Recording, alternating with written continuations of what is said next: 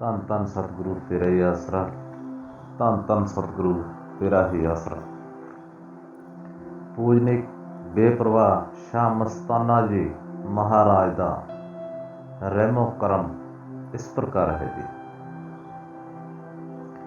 ਪ੍ਰੇਮੀ ਜਸਵੰਤ ਸਿੰਘ ਪੁੱਤਰ ਸਰਦਾਰ ਲਾਭ ਸਿੰਘ, ਚੀਕਾ ਮੰਡੀ, ਜ਼ਿਲ੍ਹਾ ਕੈਂਥਲ, ਹਰਿਆਣਾ ਤੋਂ ਸਤਿਗੁਰ ਜੀ ਦੇ ਇੱਕ ਅਜੀਬ ਕ੍ਰਿਸ਼ਮੇ ਦਾ ਵਰਣਨ ਇਸ ਪ੍ਰਕਾਰ ਕਰਦਾ ਹੈ ਜੀ। ਸੰਨ 1957 ਦੀ ਗੱਲ ਹੈ ਕਿ ਉਸ ਸਮੇਂ ਸਾਡਾ ਸਾਰਾ ਪਰਿਵਾਰ ਜਲੰਧਰ ਦੇ ਪਿੰਡ ਸੂਜੋ ਕਾਲੀਆ ਵਿੱਚ ਰਹਿੰਦਾ ਸੀ। ਮੇਰੇ ਚਾਚਾ ਕਰਤਾਰ ਸਿੰਘ ਜੀ ਲਾਟ ਸਾਹਿਬ ਰਾਮਪੁਰ ਥੇੜੀ, ਜ਼ਿਲ੍ਹਾ ਸਰਸਾ ਵਿੱਚ ਰਹਿੰਦੇ ਸਨ। ਇੱਕ ਵਾਰ ਮੇਰੇ ਚਾਚਾ ਜੀ ਰਾਮਪੁਰ ਥੇੜੀ ਤੋਂ ਪਿੰਡ ਸੂਜੋ ਕਾਲੀਆਂ ਸਾਡੇ ਘਰ ਆਇਆ। ਉਸਨੇ ਸਾਨੂੰ ਦੱਸਿਆ ਕਿ ਸਰਸਾ ਵਿੱਚ ਇੱਕ ਪੂਰਨ ਸੰਤ ਫਕੀਰ ਆਇਆ ਹੈ ਜੋ ਮਾਇਆ ਵੰਡਦਾ ਹੈ, ਕੱਪੜੇ ਵੰਡਦਾ ਹੈ ਅਤੇ ਗਧਿਆਂ ਨੂੰ ਬੂੰਦੀ ਖਵਾਉਂਦਾ ਹੈ। ਅਸੀਂ ਉਸ ਨੂੰ ਕਿਹਾ ਕਿ ਤੂੰ ਝੂਠ ਬੋਲਦਾ ਹੈ, ਇਸ ਤਰ੍ਹਾਂ ਨਹੀਂ ਹੋ ਸਕਦਾ।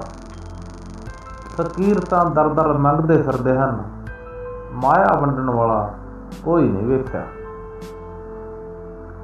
ਉਹਨਾਂ ਦੇ ਕਹਿਣ ਤੇ ਮੇਰੇ ਬਾਪੂ ਜੀ ਅਤੇ ਮਾਤਾ ਜੀ ਸਰਸੇ ਆ ਗਏ।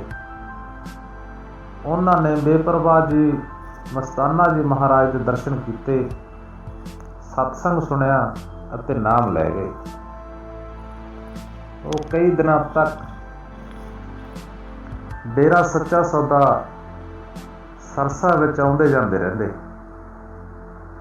ਘਰ ਵਾਪਸ ਆ ਕੇ ਮੇਰੇ ਬਾਪੂ ਜੀ ਨੇ ਮੈਨੂੰ ਦੱਸਿਆ ਕਿ ਵਾਕਿਆ ਹੀ ਤੇਰੇ ਚਾਚੇ ਦੀਆਂ ਗੱਲਾਂ ਸੱਚੀਆਂ ਹਨ, ਉਹ ਸਭ ਕੁਝ ਵੰਡਦੇ ਹਨ, ਅਸੀਂ ਆਪਣੀਆਂ ਅੱਖਾਂ ਨਾਲ ਦੇਖਿਆ ਹੈ।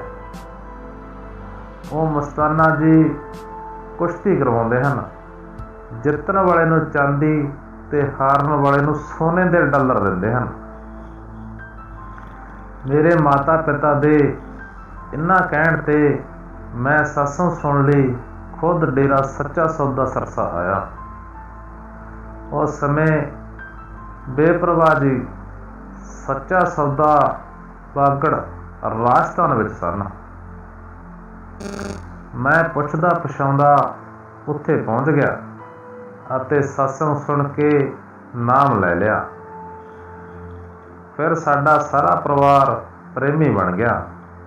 ਨਾਮ ਲੈਣ ਤੋਂ ਬਾਅਦ ਮੈਂ ਜਦੋਂ ਵੀ ਡੇਰੇ ਸੱਚਾ ਸੌਦਾ ਵਿੱਚ ਜਾਂਦਾ 2-3 ਮਹੀਨੇ ਸੇਵਾ ਵਿੱਚ ਲਾ ਕੇ ਜਾਂਦਾ। ਜਿਸ ਤਰ੍ਹਾਂ ਦਾ ਸ਼ਹਿਨਸ਼ਾਹ ਮਸਤਾਨਾ ਜੀ ਮਹਾਰਾਜ ਦਾ ਹੁਕਮ ਹੁੰਦਾ, ਮੈਂ ਉਸ ਤਰ੍ਹਾਂ ਹੀ ਸੇਵਾ ਕਰਦਾ। ਇੱਕ ਵਾਰ ਚੋਜੀ ਸਤਿਗੁਰੂ ਜੀ ਨੇ ਸਾਨੂੰ 2 ਸੇਵਾਦਾਰਾਂ ਨੂੰ ਹੁਕਮ ਫਰਮਾਇਆ, ਜਾਓ ਪਾਥੀਆਂ ਵੇਚ ਕੇ ਆਓ, गाड़ी पर चढ़ जाओ, जैसे कोई ले दे देना, कोई पैसा दे तो भी ठीक और ना दे तो भी ठीक। शहनशाह जी ਦਾ ਹੁਕਮ ਮਿਲਦੇ ਹੀ ਅਸੀਂ 2 ਬੋਰੀਆਂ ਪਾਥੀਆਂ ਦੀਆਂ ਭਰ ਲਈਆਂ ਅਤੇ ਉਹਨਾਂ ਨੂੰ ਚੁੱਕ ਕੇ ਰੇਲਵੇ ਸਟੇਸ਼ਨ ਸਰਸਾ ਤੇ ਚਲੇ ਗਏ ਅਤੇ ਗੱਡੀ ਆਈ ਤਾਂ ਉਸ ਵਿੱਚ ਚੜ੍ਹ ਗਏ ਤੇ ਅਗਲੇ ਸਟੇਸ਼ਨ ਤੇ ਉਤਰ ਗਏ। ਸਤਿਗੁਰ ਦੇ ਹੁਕਮ ਅਨੁਸਾਰ ਪਿੰਡ ਵਿੱਚ ਹੋਕਾ ਦਿੱਤਾ ਕਿ ਲੈ ਲਓ ਭਾਈ, ਸੱਚੇ ਸੌਦੇ ਦੀਆਂ ਪਾਥੀਆਂ ਲੈ ਲਓ।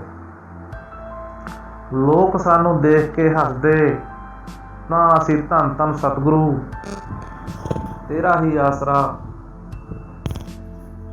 ਦਾ ਨਾਰਾ ਲਾ ਦਿੰਦੇ। ਉਹ ਪਾਥੀਆਂ ਅਸੀਂ ਵੇਚ ਦਿੱਤੀਆਂ। ਉਹਨਾਂ ਪਾਥੀਆਂ ਦੇ ਬਦਲੇ ਸਾਨੂੰ 2 ਮੋਹਰੀ ਵਾਲੇ ਪੈਸੇ ਮਿਲੇ, ਜਦੋਂ ਕਿ ਸਾਡਾ ਕਿਰਾਇਆ ਉਸ ਤੋਂ ਜ਼ਿਆਦਾ ਲੱਗ ਗਿਆ ਸੀ।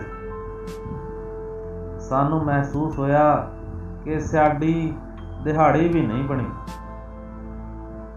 ਜਦੋਂ ਅਸੀਂ ਵਾਪਸ ਆਏ ਤਾਂ ਉਸ ਸਮੇਂ ਮਸਤਾਨਾ ਜੀ ਮਹਾਰਾਜ ਪਹਿਲਾਂ ਬਣੇ ਗੇਟ ਦੀ ਡਿਊਟੀ ਵਿੱਚ ਖੜੇ ਸਨ, ਜੋ ਸ਼ਾਹ ਮਸਤਾਨਾ ਜੀ ਧਾਮ ਦੇ ਉੱਤਰ ਪੂਰਬੀ ਦਿਸ਼ਾ ਵਿੱਚ ਸੀ। ਬੇਪਰਵਾਹ ਜੀ ਨੇ ਸਾਨੂੰ ਦੇਖ ਕੇ ਬਹੁਤ ਖੁਸ਼ ਹੁੰਦੇ ਹੋਏ ਬਚਨ ਫਰਮਾਏ,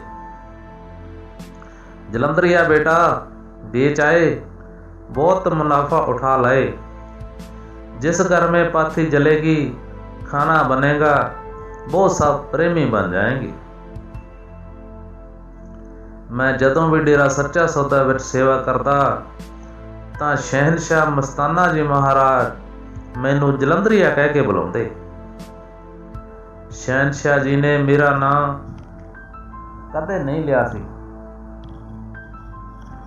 ਜਦੋਂ ਕਦੇ ਮੈਂ ਕੋਲ ਨਾ ਹੁੰਦਾ ਤਾਂ ਸ਼ਹਿਨशाह ਜੀ ਦੂਸਰੇ ਸੇਵਾਦਾਰਾਂ ਨੂੰ ਮੈਨੂੰ ਬੁਲਾਉਣ ਲਈ ਭੇਜਦੇ ਤਾਂ ਇਹੀ ਕਹਿੰਦੇ, ਜਲੰਧਰੀਆ ਕੋ ਬੁਲਾ ਕਰ ਲਾਓ।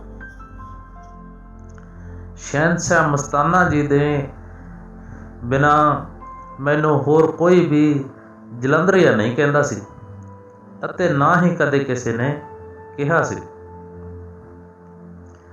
ਜਦੋਂ ਬੇਪਰਵਾਹ ਮਸਤਾਨਾ ਜੀ ਮਹਾਰਾਜ ਆਪਣਾ ਨੂਰੀ ਚੋਲਾ ਬਦਲ ਗਏ ਤੇ ਮੈਨੂੰ ਇਸ ਗੱਲ ਦਾ ਸਭ ਤੋਂ ਵੱਡਾ ਪਛਤਾਵਾ ਹੋਇਆ ਕਿ ਮੈਨੂੰ ਜਲੰਧਰੀਆ ਕਹਿਣ ਵਾਲਾ ਇਸ ਦੁਨੀਆ ਵਿੱਚ ਨਹੀਂ ਹੈ। ਇਹ ਗੱਲ ਮੇਰੇ ਅੰਤਰ ਹਿਰਦੇ ਵਿੱਚ ਬੈਠ ਗਈ ਕਿ ਹੁਣ ਮੈਨੂੰ ਕੋਈ ਜਲੰਧਰੀਆ ਨਹੀਂ ਕਹੇਗਾ। ਦੁਕਾਨਦਾਰੀ ਦੇ ਨਾਲ ਨਾਲ ਮੈਂ ਵੈਦਗੀ ਵੀ ਕਰਦਾ ਹਾਂ। ਇਸ ਵਿਚਾਰ ਨਾਲ ਜਿੰਨਾ ਕਿਸੇ ਦਾ ਭਲਾ ਹੋ ਸਕੇ ਕਰਨਾ ਚਾਹੀਦਾ ਹੈ। ਸੰਨ 2000 ਦੀ ਗੱਲ ਹੈ, ਮੈਂ ਆਪਣੇ ਦੁਆਰਾ ਬਣਾਈ ਪੀਲੀਏ ਦੀ ਦਵਾਈ ਲੈ ਕੇ ਡੇਰਾ ਸੱਚਾ ਸੌਦਾ ਦਰਬਾਰ ਵਿੱਚ ਸੇਵਾ ਕਰ ਰਹੇ 7 ਬ੍ਰਹਮਚਾਰੀ ਸੇਵਾਦਾਰ ਵੈਦ ਆਤਮਾ ਸਿੰਘ ਜੀ ਦੇ ਕੋਲ ਪਹੁੰਚਿਆ। ਵੈਦ ਆਤਮਾ ਸਿੰਘ ਜੀ ਨੇ ਮੈਨੂੰ ਪਰਮ ਪੂਜਨੀਕ ਹਜ਼ੂਰ ਪਿਤਾ ਸੰਤ ਡਾਕਟਰ ਗੁਰਮੀਤ ਰਾਮ ਰਹੀਮ ਸਿੰਘ ਜੀ ਇੰਸਾ ਦੇ ਕੋਲ ਲੈ ਗਏ। ਵੈਦ ਜੀ ਨੇ ਮੇਰੀ ਜਾਣ ਪਹਿਚਾਣ ਪ੍ਰੇਮੀ ਜਸਵੰਤ ਸਿੰਘ ਚੀਕਾ ਮੰਡੀ ਜ਼ਿਲ੍ਹਾ ਕੈਂਥਲ ਦੇ ਰੂਪ ਵਿੱਚ ਹਜ਼ੂਰ ਪਿਤਾ ਜੀ ਦੇ ਨਾਲ ਕਰਵਾਈ ਤੇ ਦੱਸਿਆ ਕਿ ਪ੍ਰੇਮੀ ਜਸਵੰਤ ਸਿੰਘ ਨੇ ਪੀਲੀਏ ਦੇ ਰੋਗੀਆਂ ਲਈ ਦਵਾਈ ਤਿਆਰ ਕੀਤੀ ਹੈ। ਇਸ ਤੇ ਦਿਆਲੂ ਹਜ਼ੂਰ ਪਿਤਾ ਜੀ ਨੇ ਆਦੇਸ਼ ਫਰਮਾਇਆ, ਬੇਟਾ ਦਵਾਈ ਨਾਰਾ ਲਾ ਕੇ ਪਾਈ, ਆਰਾਮ ਆਵੇਗਾ। ਇਸ ਤੋਂ ਬਾਅਦ ਮੈਂ ਪਰਮ ਪੂਜਨੀਕ ਹਜ਼ੂਰ ਪਿਤਾ ਜੀ ਨੂੰ ਦੱਸਿਆ ਕਿ ਮੈਂ ਬੇਪਰਵਾਹ ਪਰਮ ਸੰਤ ਸ਼ਾਹ ਮਸਤਾਨਾ ਜੀ ਮਹਾਰਾਜ ਤੋਂ ਨਾਮ ਦੀ ਦਾਤ ਲਈ ਹੈ। ਇਹ ਵਾਕ ਨੂੰ ਸੁਣ ਕੇ ਪੂਜਨੀਕ ਹਜ਼ੂਰ ਪਿਤਾ ਜੀ ਨੇ ਫਰਮਾਇਆ, ਬੇਟਾ ਤੇਰੇ ਸਾਹਮਣੇ ਤਾਂ ਬੈਠੇ ਹਾਂ, ਪਰ ਮੈਨੂੰ ਭਰਮ ਹੋ ਗਿਆ ਕਿ ਖੁਦ ਪੂਜਨੀਕ ਹਜ਼ੂਰ ਪਿਤਾ ਜੀ ਸ਼ਹਿਨशाह ਮਸਤਾਨਾ ਜੀ ਕਿਸ ਤਰ੍ਹਾਂ ਹੋ ਸਕਦੇ ਹਨ। ਮੈਂ ਮਨ ਹੀ ਮਨ ਵਿੱਚ ਸੋਚਣ ਲੱਗਿਆ ਕਿ ਜੇਕਰ ਬੇਪਰਵਾਹ ਮਸਤਾਨਾ ਜੀ ਹੀ ਹਜ਼ੂਰ ਪਿਤਾ ਜੀ ਹਨ ਤਾਂ ਉਸ ਸਮੇਂ ਦਾ ਕੋਈ ਬਚਨ ਸੁਣਾਉਣ। ਮੈਂ ਆਪਣੇ ਮਨ ਵਿੱਚ ਇਸ ਤਰ੍ਹਾਂ ਸੋਚ ਹੀ ਰਿਹਾ ਸੀ ਕਿ ਸਰਵ ਸਮਰੱਥ ਸਤਿਗੁਰ ਪਰਮ ਪੂਜਨਿਕ ਹਜ਼ੂਰ ਪਿਤਾ ਜੀ ਨੇ ਫਰਮਾਇਆ, ਜਲੰਧਰੀਆ ਬੇਟਾ ਠੀਕ ਹੋ ਗਿਆ। ਸ਼ਹਿਨशाह ਹਜ਼ੂਰ ਪਿਤਾ ਜੀ ਦਾ ਇੰਨਾ ਹੀ ਕਹਿਣਾ ਸੀ ਕਿ ਮੈਂ ਬੇਹੱਦ ਸ਼ਰਮਿੰਦਾ ਹੋਇਆ। ਮੈਨੂੰ ਇੰਨੀ ਸ਼ਰਮ ਮਹਿਸੂਸ ਹੋਈ, ਜੀ ਕਰਦਾ ਸੀ ਕਿ ਮੈਂ ਧਰਤੀ ਵਿੱਚ ਧਸ ਜਾਵਾਂ, ਕਿ ਜੋ ਮੈਂ ਕੁੱਲ ਮਾਲਕ ਸ਼ਹਿਨशाह ਹਜ਼ੂਰ ਪਿਤਾ ਜੀ ਦੀ ਪ੍ਰੀਖਿਆ ਲਈ। ਪਰ ਮੇਰੇ ਮਨ ਦੇ ਸਾਰੇ ਭਰਮ ਦੂਰ ਹੋ ਗਏ। ਮੇਰੀ ਰੂਹ ਸਤਿਗੁਰ ਦਾ ਧੰਨ ਧੰਨ ਕਰ ਉੱਠੀ ਕਿ ਅੱਜ ਮੇਰੇ ਸਤਿਗੁਰ ਬੇਪਰਵਾਹ ਮਸਤਾਨਾ ਜੀ ਮਹਾਰਾਜ ਆਪਣੀ ਤੀਸਰੀ ਬਾਡੀ ਪਰਮ ਪੂਜਨਿਕ ਹਜ਼ੂਰ ਪਿਤਾ ਜੀ ਦੇ ਵਿੱਚ ਬੈਠ ਕੇ ਮੈਨੂੰ ਜਲੰਧਰੀਆ ਕਿਹਾ।